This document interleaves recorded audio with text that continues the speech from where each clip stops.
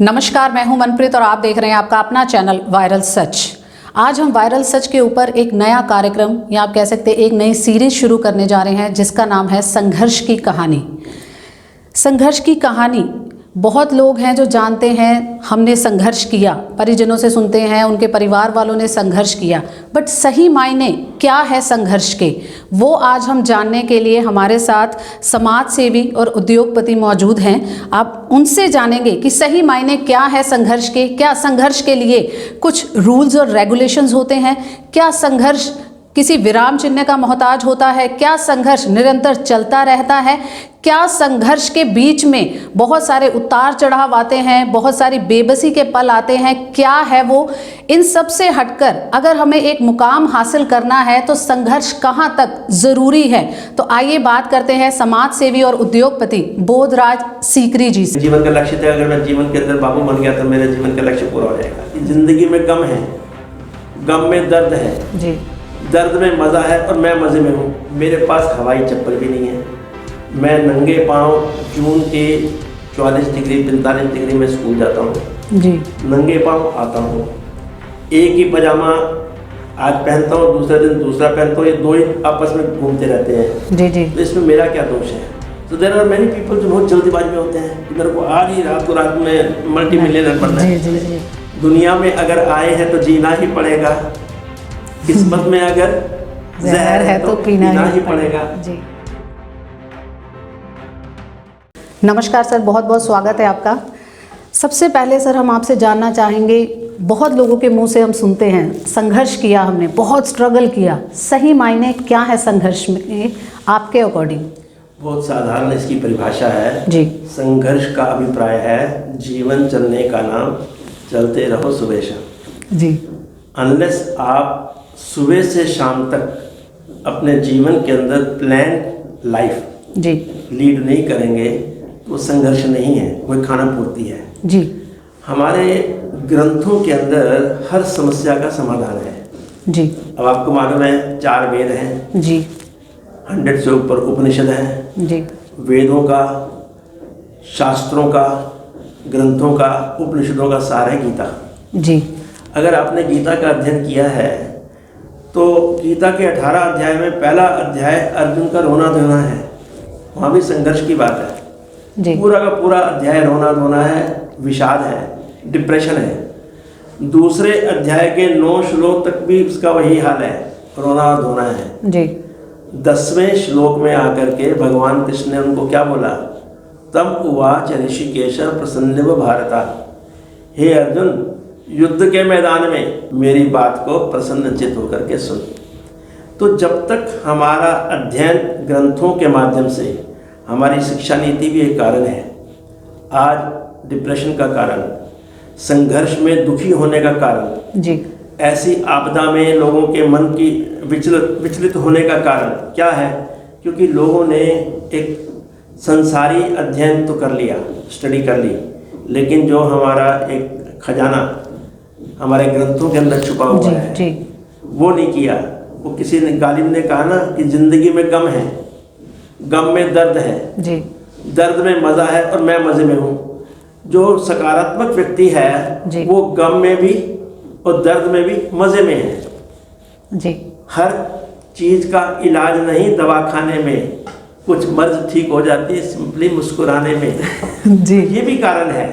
तो जब व्यक्ति को जिस प्रकार के संस्कार और शिक्षा जी अपने माता पिता से, अपने परिवार से, अपनी बिरादरी से, अपने बड़ों से, अपनी संगति से, क्योंकि कहते हैं ना संस्कार माँ देती है जी, शिक्षा पिता देता है जी, संगति आप स्वयं चुनते हैं जी। जब इन तीनों चीज़ों का मिश्रण होता है तो क्या होता है, आपकी मान्यता होती है और फिर आप क्या करते हैं, आपके चेहरे पे एक मुस्कुराहट आती है।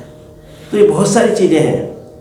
तो आज आधारशिला यदि आपकी शिक्षा के माध्यम से, संस्कार के माध्यम से ठीक है तो किसी प्रकार का तो कभी भी एक जैसे तो दिन आएंगे नहीं जी जी। दुनिया में अगर आए हैं तो जीना ही पड़ेगा, किस्मत में अगर जहर है तो पीना ही पड़ेगा जी। तो ये तो असंभव है। ऐसा नहीं हो सकती कि बिना संघर्ष के, बिना मेहनत के, बिना किसी प्रकार की रुकावट के जीवन में उतार भी आएंगे, चढ़ाव भी आएंगे। हर व्यक्ति, आप हमारे राम जी को देख लो, कृष्ण जी को देख लो, जी जी, किसी को भी देख लो जी। आज हमारे प्रधानमंत्री महोदय भी किसान आंदोलन के कारण संघर्ष कर रहे हैं जी। तो समय और परिस्थिति के हिसाब से व्यक्ति को अपने विवेक से, अपनी बुद्धि से, अपने जो भी उसने शिक्षा ग्रहण की है या बड़ों से जो अनुभव ग्रहण किया है, तो अपने विवेक से ही ये सब काम करने होंगे।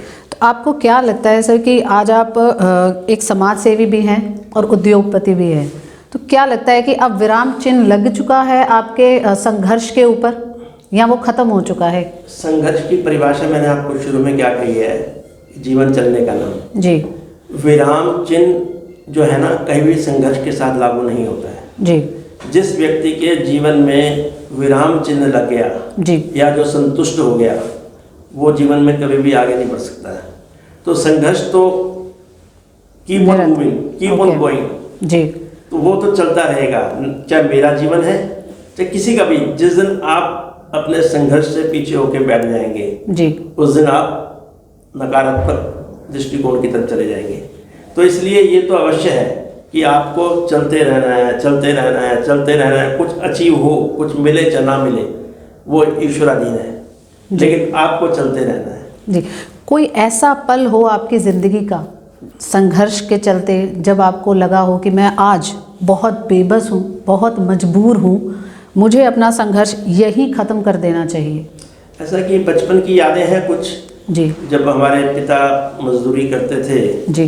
तो हमने उनको जीवन में इतना संघर्ष करते हुए, इतनी मेहनत, इतनी बेबसी देखी कि, लेकिन हम छोटे थे जी। हमारी सोचने की क्षमता इतनी नहीं थी, लेकिन मन में एक पीड़ा जरूर होती थी जी कि लोग हमारे साथ के जो सहपाठी हैं अच्छे वस्त्र पहनते हैं, अच्छी ड्रेसेस पहनते हैं, अच्छे जूते पहनते हैं। मुझे एक अपने जीवन का किस्सा याद आता है जी। मैं एक पार्क में बैठा तो अपने आप से बात कर रहा था जी। मुझे रोना आया। मेरे पिता के एक मित्र थे, सरदार जी थे, तो तभी वो मेरे ख्याल इस संसार में नहीं है। उन्होंने देखा कि ये लड़का तो लाला गणपत राय का बेटा है, ये रो रहा है। मुझे आके पूछा कि क्या कारण है आपके रोने का?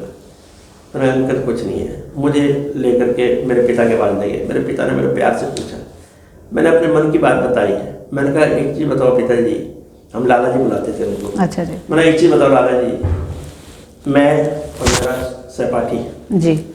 उसके पास बाटा के शूज़ हैं, मेरे पास हवाई चप्पल भी नहीं है। मैं नंगे पाँव जून के 44 डिग्री 45 डिग्री में स्कूल जाता हूँ जी। नंगे पाँव आता हूँ। एक ही पजामा आज पहनता हूँ, दूसरे दिन दूसरा पहनता हूँ, ये दो ही आपस में घूमते रहते हैं। जी। जी। तो इसमें मेरा क्या दोष है?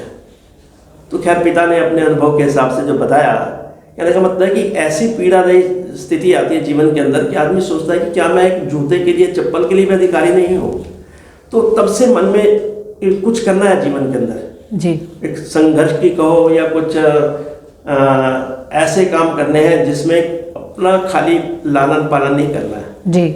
जब सक्षम हो जाऊं तो किसी और के लिए भी करूं, क्योंकि जो आपको आनंद किसी और के लिए आता है अपने लिए नहीं आता।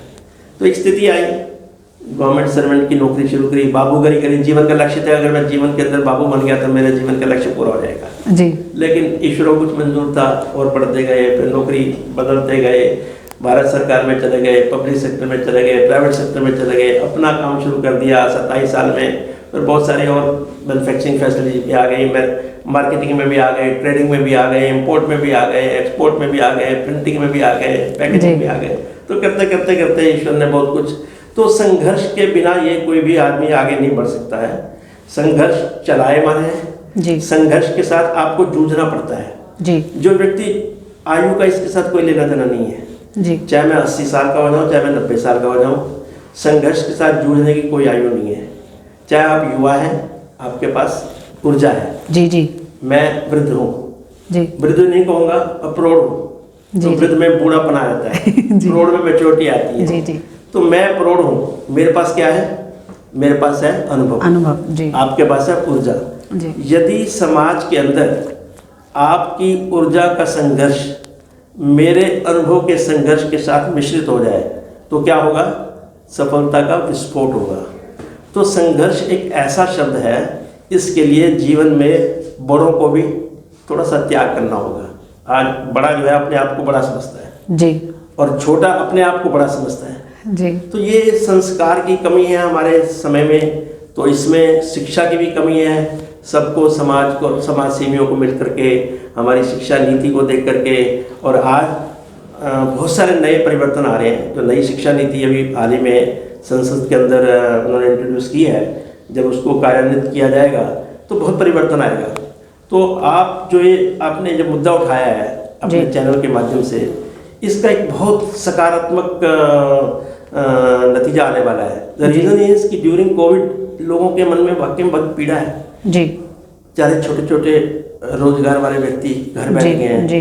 अभी उस दिन मैं किसी शॉपिंग मॉल में गया, रेस्टोरेंट बंद हो गए हैं जी। अब उसकी वजह से कितना बेरोजगार हुआ, तो वो डिप्रेशन में जाएंगे, स्वाभाविक है। समाज का भी फर्ज बनता है कि भाई जितना अगर मैं सक्षम हूँ, मेरा कर्तव्य बनता है कि एटलीस्ट अपनी सक्षमता में से जी या अपनी वित्तीय स्थिति में से, अगर आप पड़ोसी हैं या रिश्तेदार हैं या मेरे मित्र हैं या मेरे सखा हैं तो आपकी मदद करूँ जी। वो भावना जागृत करनी होगी लोगों को। सर, आपको क्या लगता है कि कभी कभी कोई ऐसा दौर आया आपकी ज़िंदगी में कि आप सकारात्मकता की ओर चल रहे हैं और अचानक से कभी आपको लगा हो कि नहीं अब रुक जाते हैं और ध्यान नकारात्मकता की ओर गया हो, या फिर कभी झूठ बोला हो अपने पेरेंट्स से, या कहीं कोई चोरी का ख्याल आया हो, सोचा हो कि सीधे रास्ते पे जाने में क्या है, क्या ना मैं कुछ गलत करूं ऐसा कि जिससे एक शॉर्टकट मार के मेरे पास पैसे आ जाएं? कभी ऐसा आया ज़िंदगी में मोड़ कोई? जीवन में एक चीज़ बहुत ही स्पष्ट आप देख लो जी, जीवन में सफलता के लिए शॉर्टकट रूट कभी भी नहीं आप फॉलो कर सकते हैं जी।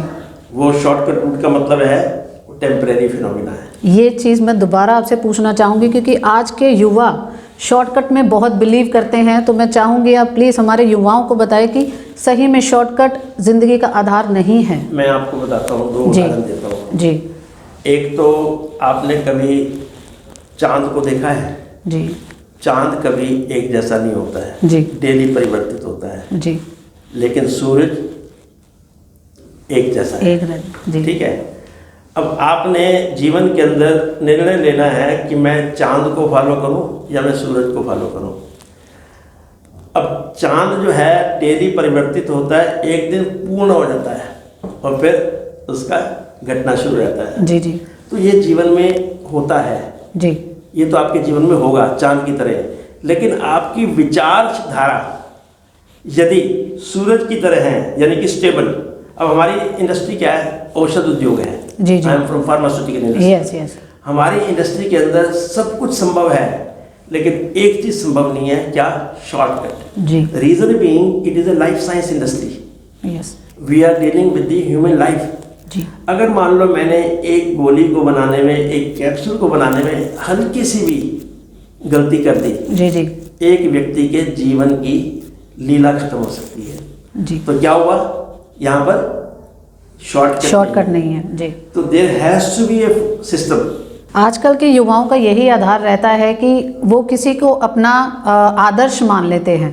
आदर्श मानने के साथ उनको ये तो दिमाग में आता है कि जैसे ये उद्योगपति है, जैसे ये पैसे वाले हैं, मुझे ऐसा बनना है, बट कहीं ना कहीं वो उनका चरित्र नहीं अपना पाते। यही दुर्भाग्य है, यही दुर्भाग्य है। सी मैं आपको देखता हूँ, लेकिन आपके क्रियाकलाप, आपकी जो मेहनत की, जो लगन की, और जो आपकी डिसाइसिवनेस जीवन के अंदर एक हार का कारण ये भी है। आदमी निर्णायक नहीं है। जी। A man who is not able to take a decision in time, timely decision। जी। आज आपके घर पर अपॉर्चुनिटी ने आकर के कुंडा खड़काया और आपने उसको अवेल नहीं किया, तो आप असफल हैं। तो इसलिए डिसाइसिवनेस जीवन के अंदर, निर्णायक भूमिका जीवन के अंदर बहुत जरूरी है। जी। बहुत होता है कि लोग, क्या होता है कि आज मेरे पास नहीं है, मेरे पास 4 लाख का पैकेज आया है, आई कैन एक्सपेक्ट मोर, वो घर बैठ गया। A bird in hand is better than 2 in bush. जी। जी। तो इसलिए बेटर है कि जो आपके पास अवसर आ रहा है, जी। जी। उस अवसर को एनकैश करो। जी। जी। और दूसरी बात, निर्णायक भूमिका। तीसरी बात क्या आता है, कुछ लोग, आज का जो युवा है वो जल्दीबाजी में है। जी। वो फर्स्ट गियर में नहीं जाना चाहता, सेकंड सीधा फोर्थ गियर में, फिफ्थ गियर में जाता है, विद द रिजल्ट दुर्घटना कर बैठता है। जी। जीवन में कोई भी निर्णय लेने के लिए इस कहते हैं सीविंग का मतलब है कि आप किसी भी निर्णय को लेने से पहले उसको 5 स्टेजेस से उसको छानो। जी। छलनी से। जी। वो 5 स्टेजेस क्या है? मान लो मुझे एक अच्छा स्टूडेंट बनना है, मेडिकल स्टूडेंट बनना है, तो मेरा फर्ज बनता है कि पहले मैं उस लाइन का अध्ययन करूं, आई शुड स्टडी इट। फिर मेरा फर्ज बनता है दूसरी स्टेज पे कि मैं उसका स्वाध्ययन करूं, मीन्स स्टडी फॉर सेल्फ, मैंने अपने लिए करनी है, फिर दोबारा स्टडी करूंगा। फिर तीसरी स्टेज आती है उसको एक समीक्षा करूं, समीक्षा में रिव्यू। ओके। चौथी स्टेज आती है कि मैं उसका मंथन करूं, मंथन होता है मन से, मीन्स एनालिसिस। ओके। और 5वीं स्टेज आती है उसका मैं चिंतन करूं, चिंतन बोलते हैं चित्त से, चित्त की अवस्था मन से भी गहरी है, और उसको इंग्लिश में बोलते हैं analytical analysis. Means if a student, if a youth wants to take a decision in his life, he has to follow 5 stages: study, study for self, review, analysis and analytical analysis।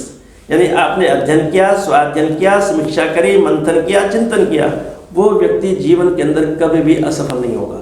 उसका निर्णय कभी भी, ये आप पे भी लागू होता है, मेरे पे भी लागू होता है, किसी भी व्यक्ति के ऊपर। यदि वो व्यक्ति जल्दी में है, उसे शॉर्टकट मार दिया, अब आपका पुराना प्रश्न आ गया शॉर्टकट। जी जी। अगर आपने जल्दी से स्टडी करके इन्वेस्टमेंट कर दी किसी भी प्रोजेक्ट में और आप सड़क पे आ गए, क्योंकि आपने ये 5 स्टेजेस से उसको निकाला नहीं। जी। तो ये सीविंग सिस्टम है, ये मैनेजमेंट का सिस्टम है। So there are many people जो बहुत जल्दीबाजी में होते हैं कि मेरे को आज ही रातों रात में मल्टी मिलियनर बनना है। जी जी। Rome was not built in a day. True. हर चीज का एक समय है। जी जी जी। हर चीज की एक सिचुएशन है, और कुछ आपके प्रारब्ध, कुछ आपकी मेहनत, कुछ आपके पेरेंट्स का, बुजुर्गों का भी आपके ऊपर आशीर्वाद, आपके कुछ कर्म, तो बहुत सारी चीज़ों से मिलने के बाद सफलता मिलती है। सर आपसे ये जानना चाहेंगे, बहुत सारे लोग हैं जो एक शिखर तक पहुंचने के बाद कहते हैं कि उद्योगपति तो मैं बन गया, बट मेरा जो सपना था वो पायलट बनने का था, इंजीनियर बनने का था। तो हम जानना चाहेंगे बुधराज सीकरी का क्या सपना था सही मायने में? तो मेरा वास्तविक अगर पूछे तो मेरा सपना था कि मैं सरकारी बाबू बनूं। जी। लेकिन ईश्वर को कुछ और मंजूर था। जी। मुझे याद आया, I was a very average student, औसत विद्यार्थी होता ना। जी जी। कि मुझे 33% आ जाता जी। तो जब 8वीं में मेरी कंपार्टमेंट आ गई मैथमेटिक्स में, तो हमारे पिता ने बोला इसके बस के नहीं है, इसको कहीं चपरासी वगैरह लगा देंगे। तो मन में आया कि ईश्वर मुझे बाबू तो बनना है, तो थोड़ी सी लगन आई। फिर 10th में थोड़ी बेटर नंबर लिए जी, बाबू बन गया। तो बाबू बन गया तो मन में कहा तो I am a big man, क्योंकि हमारे बुजुर्ग थे उनको भी लोग बाबू बोधराज, बाबू अशोक कुमार, बाबू सुभाष चंद्र ऐसे बुलाते थे। तो मैंने कहा अब तो नाम क्या आगे लग गया बाबू बोधराज, कितना अच्छा लगेगा। तो लेकिन ईश्वर को कुछ मंजूर था। कितनी बार असफलता का मुंह देखा है आपने अपने जिंदगी में? जब आप कोई निर्णय लेते हैं ना जी, उसमें सफलता और असफलता दोनों आपके साथ पैरेलल चलती है जी। ऐसा नहीं कि जो भी मैं निर्णय लूंगा वो सफल होगा जी। अब मैं उदाहरण देता हूँ, हमने यहाँ पर अपने शोरूम में टाटा मोटर्स की डीलरशिप ली जी। अपनी तरफ से हमने निर्णय लिया, सोच समझ के लिया, उसकी अपनी मैनेजमेंट के अंदर डिस्कस किया, लेकिन समय बदल गया, परिस्थिति बदल गई जी, demand and supply scenario change हो गया जी जी। तो उस समय असफलता मिली जी, लेकिन उसको दिल से नहीं लगाया क्योंकि निर्णय मेरा था जी। दूसरी बात, यदि एक शहर के अंदर उस प्रोडक्ट की डिमांड कम हो गई है तो उसमें आप कुछ नहीं कर सकते हो, तो वो इसको मैं असफलता नहीं मानता, इसको मैं बोलता हूँ कि I have got a opportunity to learn something additional. कि मैं फार्मास्यूटिकल से हटके ऑटोमोबाइल में भी मैंने अनुभव, वो जो अनुभव है वो मेरे दूसरे कामों में नजर आता है। तो असफलता, देखो असफलता की 2 परिभाषाएं हैं, एक कि आपको फाइनेंशियल लॉस हो गया जी, दूसरा ये होगा कि आपके पास जो भी था आपने सब कुछ लगा दिया जी जी, और लेकिन आप फेल हो गए, फिर आप सड़क पे आ गए। तो ये भी निर्णय लेने से पहले आपको never keep all the eggs in one basket, सब इकट्ठा मत करो जी।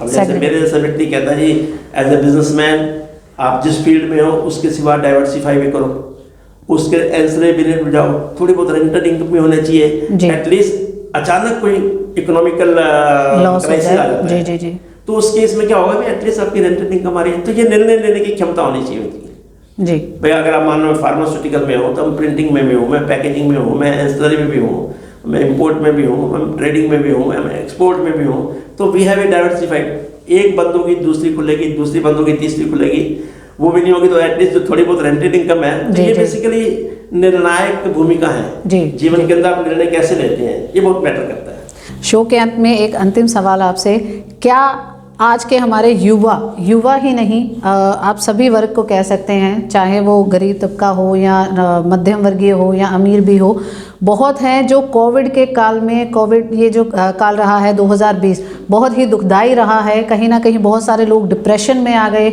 बहुत सारों ने सुसाइड कमिट करा है।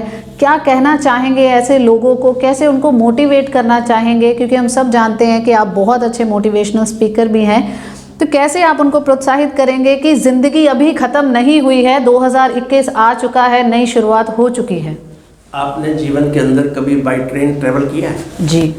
जब आप ट्रेन में चलते हैं ना जी, हर कुछ मीटर के बाद हल्का सा झटका लगता है जी।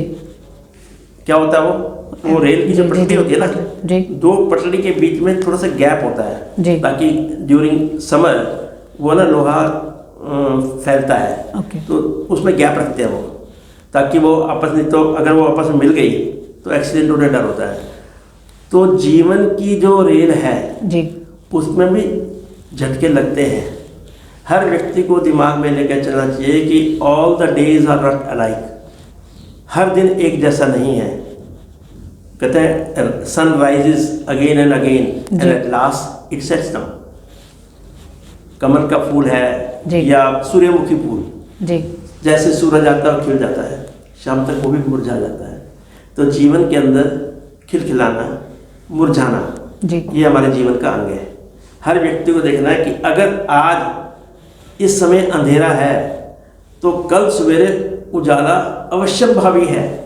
तो जो कोविड की महामारी, हमें तो खुश होना चाहिए जी कि 750 करोड़ की आबादी पूरे विश्व की, 135 करोड़ की आबादी हमारी जी, और अगर आपने मृत्यु दर देखी है जी, जी, कोविड के दौरान जी, लोएस्ट है जी। क्या कारण है?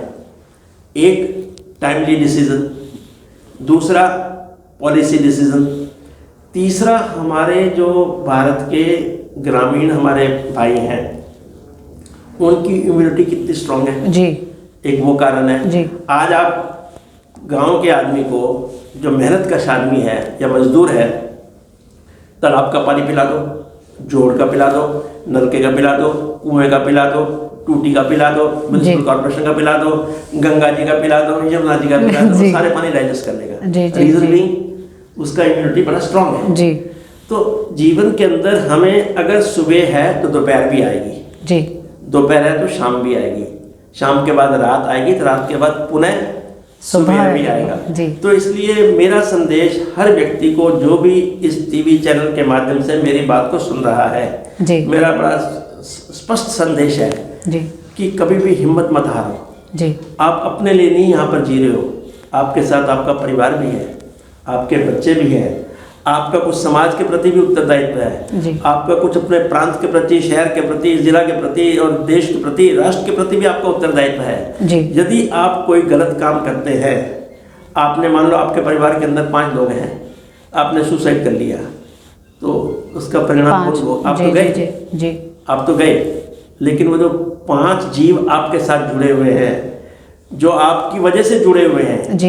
यदि आपने विवाह किया है तो बच्चे आपने पैदा किए हैं, तो उन बच्चों का उत्तरदायित्व भी आपका है जी, तो हिम्मत नहीं हारनी चाहिए। हर समस्या का समाधान है, ऐसा नहीं कि भाई everything is possible, but you have to have patience, you have to have decisiveness जी। आपको निर्णय लेने की, पैसा सब कुछ नहीं है, पैसा बहुत कुछ है जी, लेकिन मेरी उन युवाओं को विशेषकर सलाह है कि जीवन के अंदर कभी भी कोई ऐसी स्थिति आती है तो कुछ ईश्वर पे भी छोड़ो, कुछ मेहनत भी करो।